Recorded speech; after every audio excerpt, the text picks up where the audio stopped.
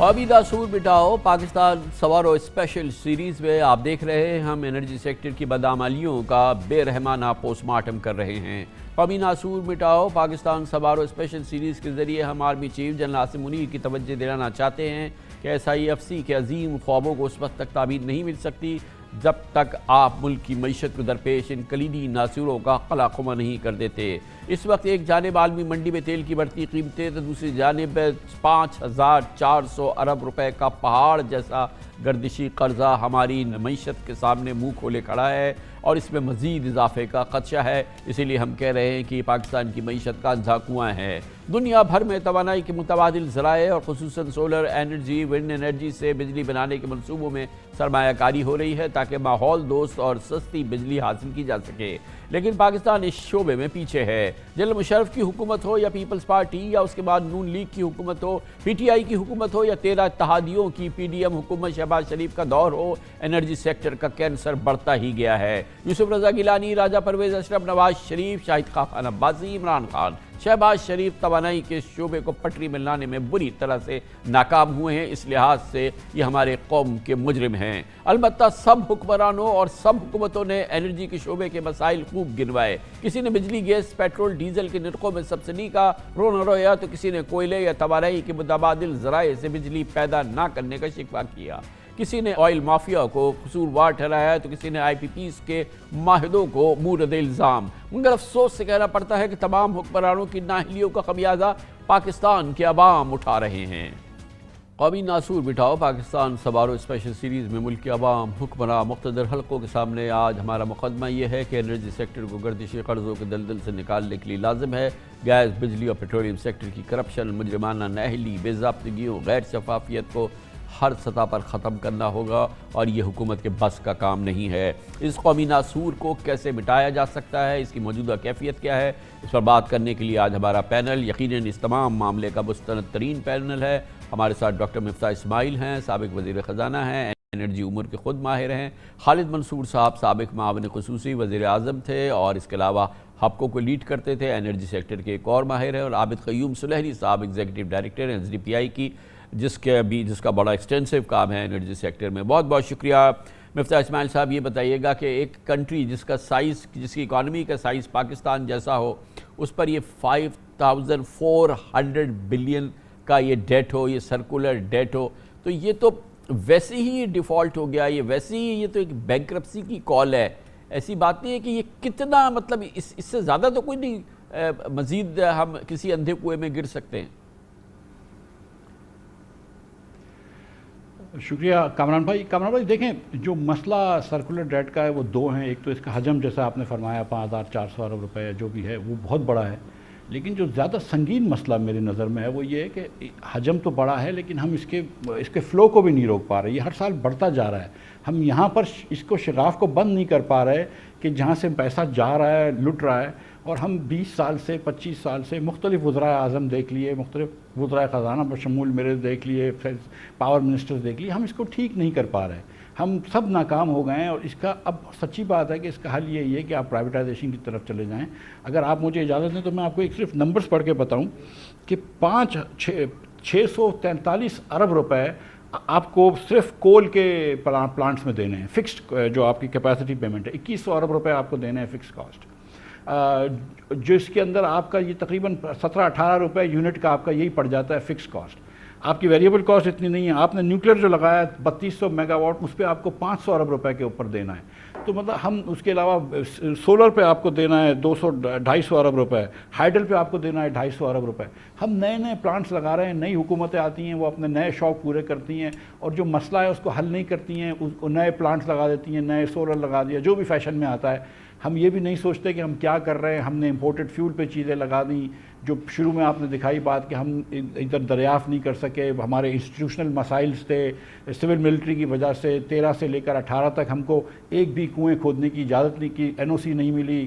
تو بہت سارے ایسے مسئلے ہم نے جمع کر رکھے ہیں اور اب اس کا جو پہلا حل ہے وہ پرائیویٹائزیشن ہے کہ جب تک آپ پرائیویٹائزیشن کی طرف نہیں جائیں گے آپ یہ چوری کا مسئلہ نہیں روک سکیں گے, آپ لائن لاسز کا مسئلہ نہیں روک سکیں گے, آپ کمپٹیشن کو انٹروڈیوس نہیں کر سکیں گے. اور ساتھ ساتھ پھر آپ کو ایک بہت سمجھدار ریگولیٹرز چاہیے بجلی کے شعبے میں بھی اور گیس کے شعبے میں بھی, تاکہ وہ اچھی طرح ریگولیٹ کریں اور کنزیومر کو پروٹیکٹ کریں. اس وقت جتنی بھی نالائکیاں حکومت نے کی ہیں, جتنی بھی بے وقوفیاں حکومت نے کی ہیں, اس کا سب کا خمیازہ جو ہے وہ کنزیومر بھر رہا ہے, اور جتنی بھی چوریاں ہوتی ہیں سسٹم کی اس کا بھی خمیازہ کنزیومر بھر رہا ہے.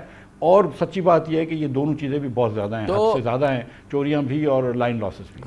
خالد منصور صاحب بتائیے, آپ کا بھی لائف لانگ ایکسپیرینس ہے اس پورے سیکٹر کا. یہ ٹھیک ہے, یہ مفتاح صاحب کہتے ہیں اب, اور ہم ہر وقت سنتے ہیں کہ پرائیویٹائزیشن اس کی پرائیویٹائزیشن کریں. اچھا پرائیویٹائزیشن کر لیں تو ان کے پاس کون سا الادین کا چراغ ہوگا جس سے یہ بہتر ہوگا؟ میں سمجھنے کی کوشش کر رہا ہوں, ایک عام پاکستانی کو سمجھائیے. اور یہ بھی بتائیے کہ اچھا اس سے پہلے یہ 5400 ارب کا کیا کریں گے؟ آفٹر آل یہ ایک ڈیٹ ہے نا, اس کو کدھر لے کے جائیں گے؟ اس کا کیا حل ہوگا؟ اب جب پرائیویٹائز کریں گے تو وہ اس ڈیٹ کو تو ہمارے ساتھ ان کمپنیوں کے ساتھ نہیں لے گا نا. بسم اللہ الرحمن الرحیم. کامران بھائی, thanks for inviting me again. دیکھیے, آپ نے جو اپنے پری ایمبل میں جس طرح خلاصہ پیش کیا ہے وہ بالکل ریئلٹی آن دا گراؤنڈ کو ریفلیکٹ کرتا ہے. تو پہلے جو آپ نے کہا کہ سرکولر ڈیٹ کا مین ایشو جو تھا وہ بڑے مہنگے کانٹریکٹس تھے آئی پی پیز کے ساتھ, اور آپ کو یہ بھی یاد ہوگا پھر سارے آئی پی پیز کے ساتھ بہت ہارڈ نیگوسیشنز ہوئیں, اور اس میں سب سے بڑا فیکٹر یہ تھا کہ ان کے جو کانٹریکٹس تھے وہ ڈالر انڈیکس تھے. اب اس سے جو ہے ملٹیپل کنسیشن دی گئیں, اور کنسیشن دینے کے بعد جو اس کا حجم تھا, اور اس کو جو ایک ٹاسک فورس بنی تھی اس میں محمد علی صاحب جو آج کل کیئر ٹیکر انرجی منسٹر بھی ہیں, اس کا خمیازہ تھا کہ 836 بلین روپیز کا فائدہ ہوگا. لیکن اس وقت جو ڈالر تھا وہ آپ کو یاد ہوگا وہ 160 کے قریب تھا. اب یہ دیکھیے کہ بیکاز آف دو سیٹ آف کنسیشنز جو کہ آئی پی پیز نے دیں, اس کی وجہ سے ابھی میں ایسٹیمیٹ کر رہا تھا کہ government has already save close to 2 trillion. جو مفتاح اسماعیل صاحب بہت ماشاءاللہ نالجیبل ہیں, تو سوال یہ پیدا ہوتا ہے کہ جب یہ ایک میجر روٹ کاز تھا کہ یہ سارے کانٹریکٹس جو ہیں یہ ڈالر انڈیکس ہیں, اس کو ایلیویٹ کر دیا گیا, یہ پھر بھی اس کا بہاؤ کیوں نہیں رک رہا؟ پہلی بات. دوسری چیز یہ ہے جی کہ دیکھیے جو سرکولر ڈیٹ ہے ہمیں یہ سمجھنا ہوگا کہ اس کا روٹ کاز ہے کیا. میں گورننس کی طرف بعد میں آتا ہوں. پہلے دیکھیے کہ ہماری پاور ڈیمانڈ جو ہے وہ بہت زیادہ سکلکل ہے. سردیوں میں 10,000 سے کم ڈیمانڈ ہو جاتی ہے, اور گرمیوں میں جب ڈومیسٹک پاور کنزمپشن بڑھتی ہے particularly use of air conditioner تو 28,000 بھی آپ کی جو پیک ڈیمانڈ ہو جاتی ہے. مین ریزن یہ ہے کہ ملک میں انڈسٹری بند ہو گئی ہے. انڈسٹری کے جو کنزیومرز ہیں وہ سب سے اچھے پیئرز بھی ہیں. تو جب تک ہمارے ملک میں دوبارہ سے انڈسٹریلائزیشن نہیں ہوگی, اور یہ جو گیپ ہے میرا خیال ہے کہ پوری کی پوری دنیا سے اگر کمپیئر کر لیں اتنی زیادہ سکلکل ڈیمانڈ اور سپلائی جو ہے وہ کہیں آپ کو نہیں ملے گی. بلکہ اب آپ جس طرح میں آپ کو عرض کر رہا ہوں کہ جس وقت آپ نے بھی اپنے انٹروڈکشن میں بتایا کہ جب مجھے ذمہ داری دی گئی فیز 2 کی, تو اس کا مین پرپز ہی یہ تھا کہ we should very quickly move on to the phase 2 of CPEC, and that was nothing but the industrialization in variety of sectors. اور اس کے اوپر کافی حد تک کچھ پروگرس بھی ہوئی, اور تقریباً کوئی $40 بلین کی انویسٹمنٹ کی کمٹمنٹ بھی تھی فرام چائنا سے کہ وہ آ کے اس کے اندر انویسٹمنٹ کریں گے, اور میجورٹی جو انویسٹمنٹ تھی وہ ایکسپورٹ اورینٹڈ بھی تھی. آن ٹاپ آف ایٹ ہمارا جو اپنا انڈیجنس فیول ہے وہ بھی ایک مجرمانہ فیل ہے کہ ڈیکیڈز تک ہم نے اس کو ڈیولپ نہیں کیا. اب الحمدللہ چائنا کی مدد سے ہمارا جو تھر کے اندر کول کی ایکسپلائٹیشن بھی شروع ہے, اور تقریباً اس وقت 2600-2700 میگا واٹ پاور وہاں سے انڈیجنس فیول سے شروع ہو رہی ہے, اور سب سے سستی پاور ہے. نیکسٹ فیز جو کہ JCC کے اندر اپروو تھا کہ وہاں پر اب تھر کول سے ہم گیسیفیکیشن کریں, اور اس سے پیٹرولیم پروڈکٹس بھی ہم پروڈیوس کر سکتے ہیں, جس سے ہمارا امپورٹ بل بھی کم ہوگا. تو یہ جو ایشوز ہیں کوئی راکٹ سائنس نہیں ہے, یہ ویل ڈیفائن ہے. مین مسئلہ امپلیمنٹیشن کا ہے. اب آپ نے جس طرح تذکرہ کیا, اگر SIFC ان ساری چیزوں کو, یہ جو نون ریزنز ہیں اس پہ ہمیں کوئی مزید ریسرچ کرنے کی ضرورت نہیں ہے. اگر پاور سیکٹر کو ریل ہم نے کرنا ہے تو جو آلریڈی آئیڈینٹیفائڈ ہیں, ملٹیپل رپورٹس اویلیبل ہیں جو کہ OICCI کے پلیٹ فارم سے دی گئیں, پاکستان بزنس کاؤنسل سے دی گئیں, ورلڈ بینک کی رپورٹس ہیں, and so on and so forth. تو ہمیں دو کام کرنے، ایک تو یہ ہے کہ ہم فوکس کریں اور بڑے ڈسپلن طریقے سے امپلیمنٹیشن کریں ان چیزوں کو جس کی وجہ سے اس کے اندر بہتری آئے گی.